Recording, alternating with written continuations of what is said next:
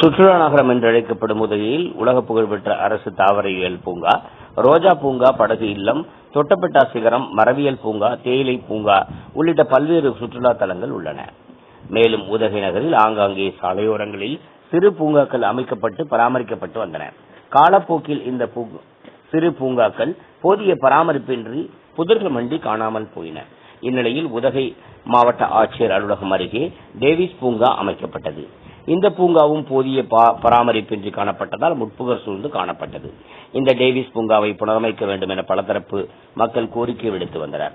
இதனைத் தொடர்ந்து இந்த டேவிஸ் பூங்காவை உதகை நகராட்சி கட்டுப்பாட்டில் கடந்த 2023ஆம் ஆண்டு கலைஞர் நகர்ப்புற மேம்பாட்டு திட்ட நிதியின் கீழ் பூங்காவை மேம்படுத்தும் பணிகள் நடைபெற்றன. சுமார் 91 லட்சம் மதிப்பீட்டில் இப்பூங்காவில் புல்வெளி மைதானம், குழந்தைகள் விளையாட ஊஞ்சல் உள்ளிட்ட விளையாட்டு உபகரணங்கள் அமைக்கப்பட்டு கிருஷ்ணகிரி நாடாளுமன்ற உறுப்பினர் மக்களின் பயன்பாட்டிற்காக கடந்த ஆண்டு அக்டோபர் மாதம் தொடக்கி வைத்தார்.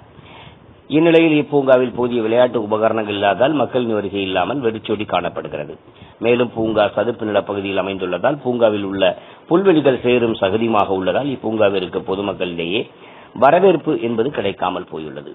மக்களின் வருகை குறைந்துள்ளதால் இப்பூங்காவில் குடிமகன்களின் கூடாரமாக மாறி வருவதோடு ஆங்காங்கே மதுப்பாட்டில்கள் கிடப்பதும் பொதுமக்களிடையே பெரும் அதிருப்தியை ஏற்படுத்தியுள்ள நிலையில் விளையாட்டு உபகரணங்களும் சேதமடைந்து காணப்படுகிறது. மேலும் பூங்காவில் உள்ள கழிப்பறைகள் போதிய பராமரிப்பின்றி காணப்படுகிறது. எனவே நகராட்சி நிர்வாகம் மற்றும் மாவட்ட நிர்வாகம் இப்பூங்காவில் மேலும் விளையாட்டு உபகரணங்களை அமைத்தும் மக்களின் பொழுதுபோக்கு அம்சங்களை ஏற்படுத்தி தர வேண்டும் என உள்ளூர் மக்களிடையே கோரிக்கை எழுந்துள்ளது.